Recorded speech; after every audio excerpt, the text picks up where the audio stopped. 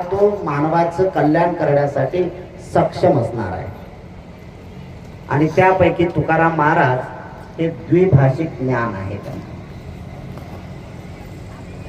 की ज्या भाषेच्या साठी इथल्या परंपरेने मानवाला अत्याचारित करून सोडलं, मानवाचं शोषण केलं। मामा देशमुख एका ठिकाणी म्हणतात, जे जे आपणाशी ठावे ते ते संस्कृताती दडवावे, मूर्ख करून सोडावे सकल जन। त्याची जिवंतपणी मामा देशमुखांची जिवंतपणी त्यांची प्रेत यात्रा काढली होती नागपूरला, कारण त्यांनी पूर्ण विद्रोही तुकाराम वाचला। तुकाराम वाचणे किंवा टाळ फुटणे अशातला भाग नाही आहे। ज्या ज्या लोकांनी तुकाराम वाचला की त्याला बुद्ध वाचावाच लागणार आहे।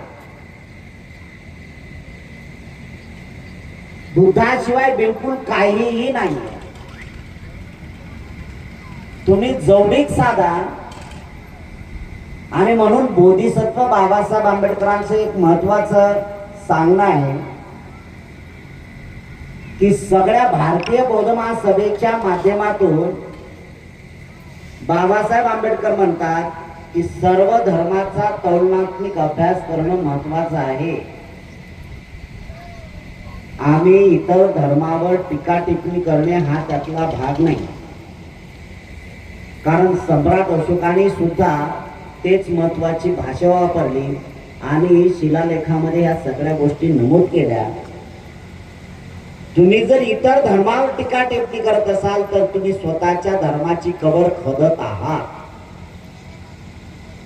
त्यातला तुलनात्मक अभ्यास करणे म्हणजे तुम्हाला राजहंस बनावं लागेल, दूध तेवढं मात्र प्राशन करावं लागेल, पाणी जे आहे ते तुम्हाला काढून टाकावं लागेल। त्या पाण्याची अवहेलना करता कामा नये, जे मानवाच्या कल्याणासाठी आणि बहु लोकांच्या कल्याणासाठी म्हणजे बहुजन हिताय आणि बहुजन सुखाय आहे, अशा लोकांसाठी जर काय करायचं असेल तर त्यासाठी आपल्याला वाचन करणं अत्यंत गरजेचं आहे। आणि या धम्म परिषदेच्या माध्यमातून आपल्या समोर जे जे लोक वाचन करत नाही किंवा ज्यांना वाचनाची आवड आहे पण काही भंतेजींच्या मुखातून असे काही शब्द बाहेर पडतात किंवा काही असे भंतेजी आहेत की विवेकपूर्ण वाचन मांडणी करताना ते त्यांना अधिक ठसते आणि अधिक अभ्यासामध्ये पारंगत होण्याची ती शक्यता आहे आणि ते पुढे जाण्याचं एक महत्वाचं पाऊल असणार आहे।